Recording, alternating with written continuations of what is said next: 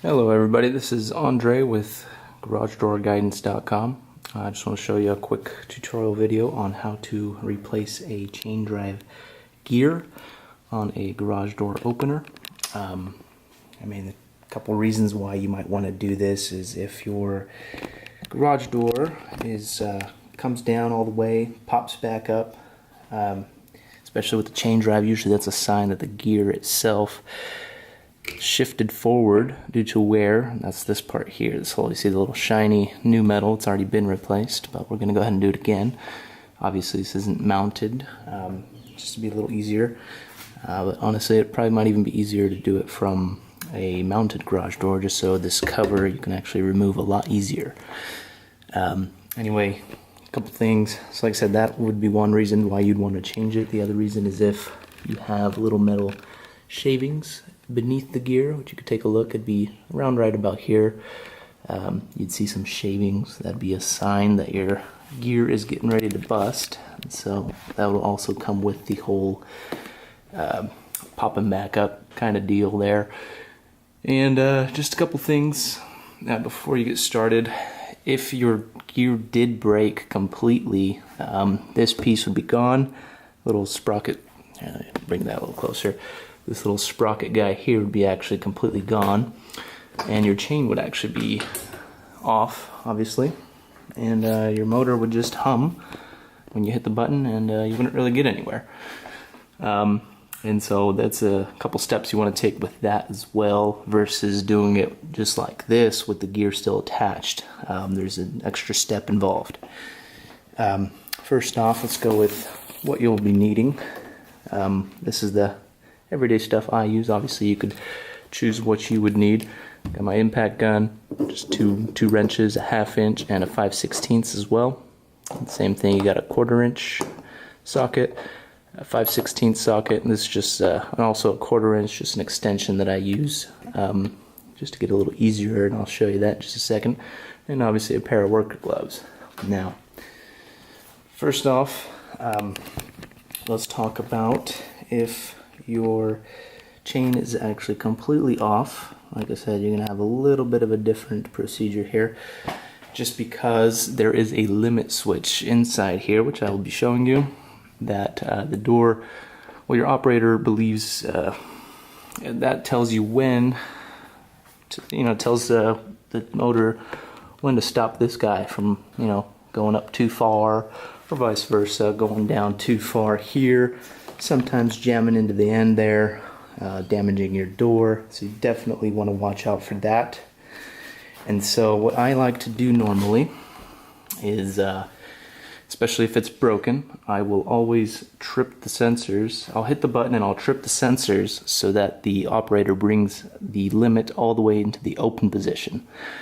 Obviously I've got my trolley all the way at the top, but if it was broken, you wouldn't know. You wouldn't know where exactly this was set prior to it being broken.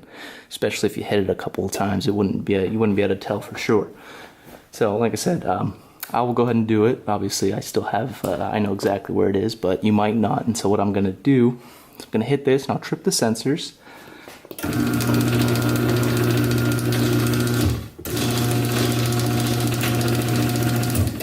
Comes back up, and you will get that clicking noise or a flashing. The flashing, that just means something got in the way, the motor came back up because it didn't want to close. Now at this point, you now know your motor is in the up position. Obviously it came back up here. So that just tells you, hey, something got in the way, it came back up, but now you know your operator is now in the up position and we're ready to begin. Otherwise, if you have it set up like this, that's not a step you need to concern yourself with. Just move on with it and we will get to work. Fairly easy. Usually takes something like 10 minutes for me, 15 minutes sometimes, just varies. This one might take a little longer just because I don't have it mounted. But anyhow, let's go ahead and keep going. So like I said, first thing you're probably going to do is pop this guy off so that you don't have that on. Obviously if it's broken, it won't be there.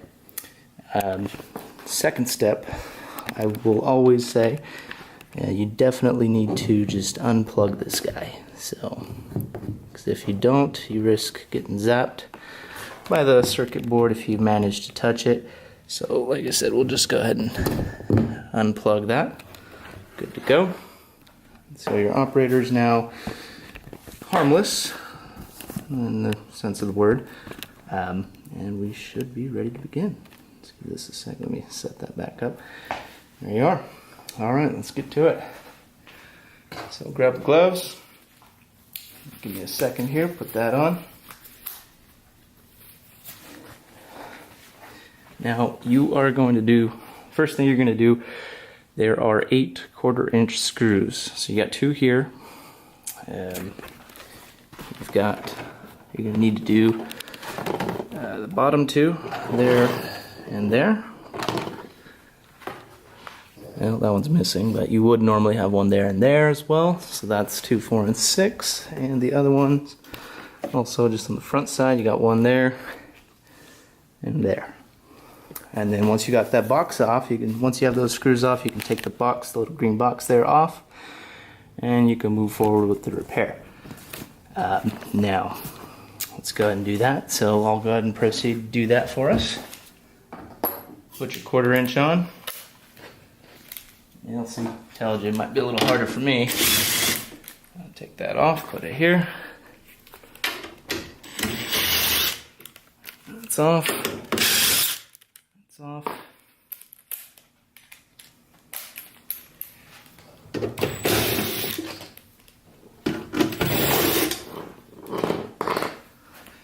Got 6 of them.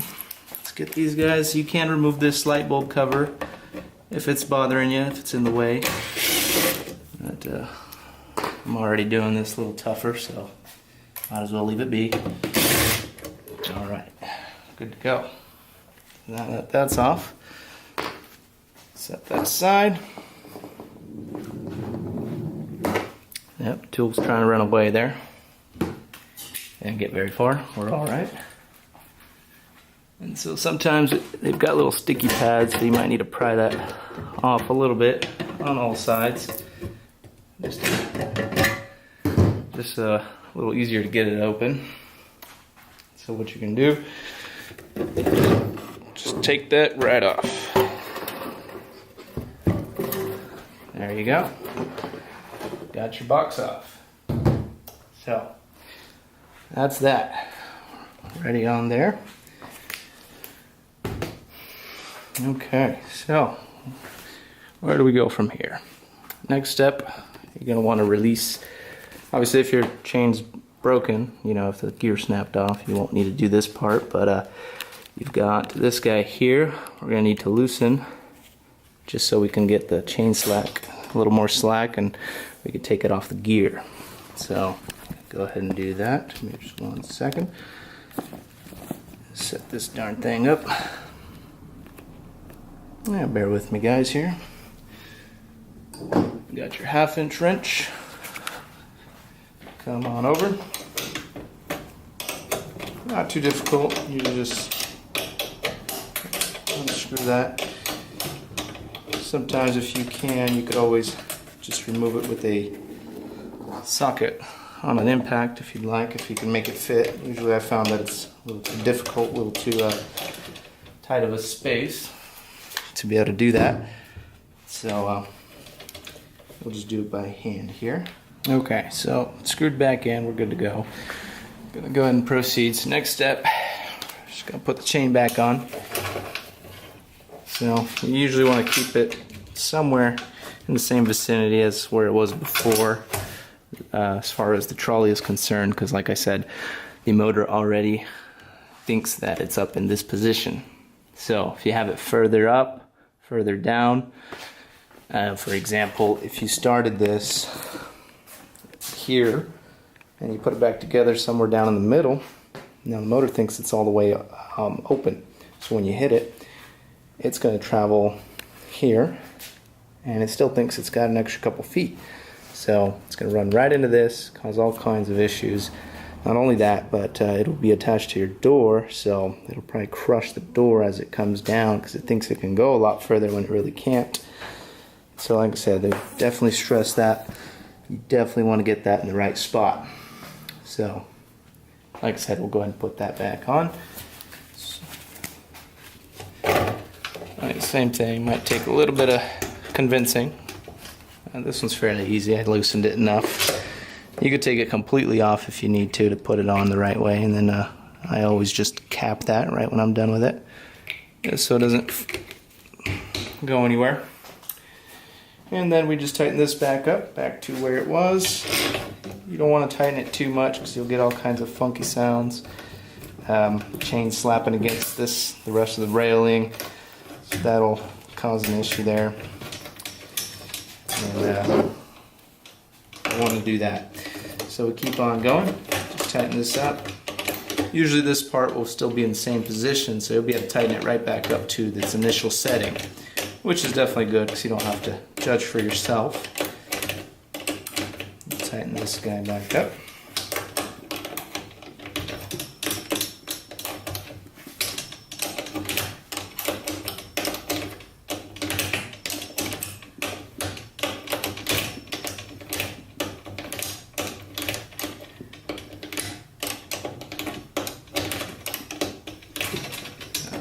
Still a little loose. We're going to want to keep going a little bit. Like I said, that's already kind of in place, so we'll just keep going until it hits that.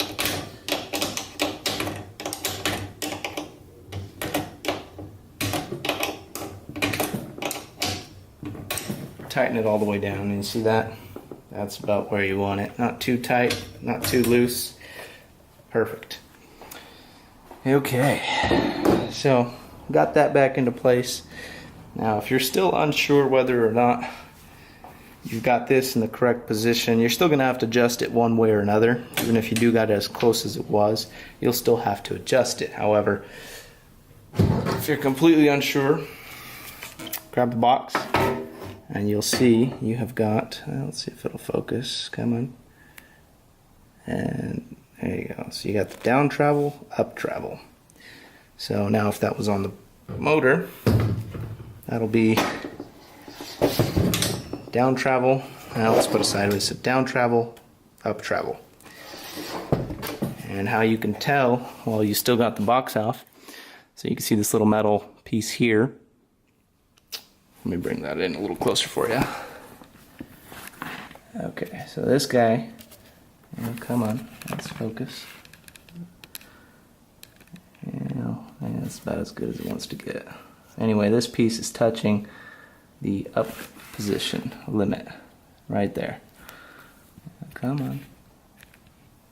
Yeah, that's all it wants to go. Anyhow, that would be, see how it's all got all this room to come down to this catch. If it was down here, your motor's in the down position, and vice versa. If it's up here like it is, it's in the up, and it could be in the center, which in that case, if it was in the center, that you would want somewhere in the center as well, just so it's as close as it can possibly get. Alright, so that's that. Let's continue on. Let's put this all back together. So,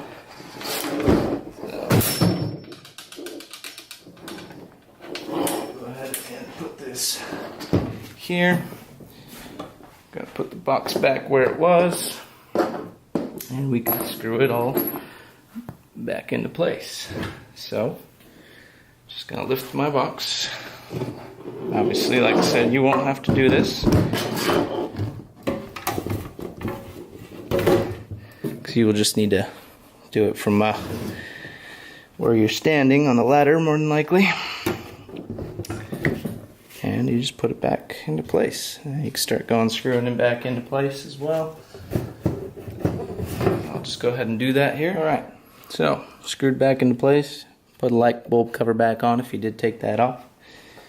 I'll go ahead and plug it back in. I'm ready to go. So, just face this way. Now we're going to go about, give me a second, just this here. We will go about adjusting the limit now, because more than likely we threw it off a little bit. It's probably not used to certain settings, and so if your door isn't fully open when you connect it there, get a flathead screwdriver. Just go right into this one, this guy here.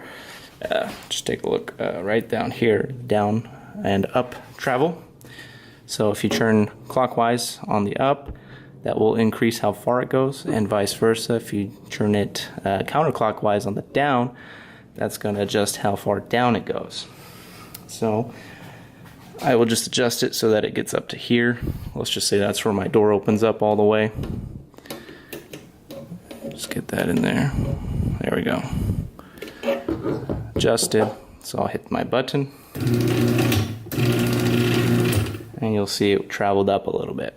Same thing for the down. If it seems like it's going too far down, go ahead and just adjust that down position, and that should take care of it. The down position's right down there. So let's see here, right there, down and up.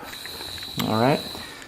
And another thing I like to do is the power levels. I usually turn them down. Right here, that's the up force, and that's the down force. So they're at a 5, which is where you want them. That's the standard setting. I usually turn them down to about a 2 when I'm doing this, just because if it does go too far, it'll feel the tension and it'll come right back up, not damage anything for me. So that's great, obviously, so you might want to do that as well. Definitely a little safety thing. Otherwise, that is about it in terms of changing the gear. Do hope you enjoyed this video. Feel free, if you've got questions or concerns, you can reach out by email on our website, garagedoorguidance.com. I'll have a link to that as well. We've got a bunch of great videos, tutorials, just information on garage door, and you can order a bunch of different parts there. Feel free to send us an email if you want to have, if you have any other questions. In terms of a different video on a different tutorial, feel free to send us out a request. We'll try to get that taken care of for you. And you could also comment, like the video, share the video with your friends. Appreciate that. And of course, just subscribe. And we'll keep you posted on new videos, new tutorials, just all kinds of things garage door related. And once again, you can always order the part, which is just called a chain drive gear sprocket, which is pretty much universal. It works for Sears, the Craftsman. You could do this on a Chamberlain, a liftmaster, accessmaster, as you can tell. It works for just about any operator, any chain drive, aside from Genie's, overhead door. There are a few there, but those ones are discontinued anyhow, and we wouldn't recommend trying to fix those anyways. This guy, however, will last you another 10-12 years on average, aside from if the circuit board goes. But that's the average lifespan. You can get something like 24 years. So this particular repair typically happens at something like 10 years of use. And fix the gear, you should be good for another 10 years, as far as we've seen. And this typical repair actually can be done on a belt drive as well.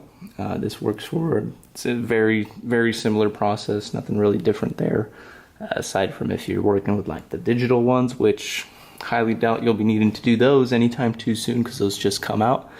But other than that, I hope you have a great day, and I hope you enjoyed this video. Thank you.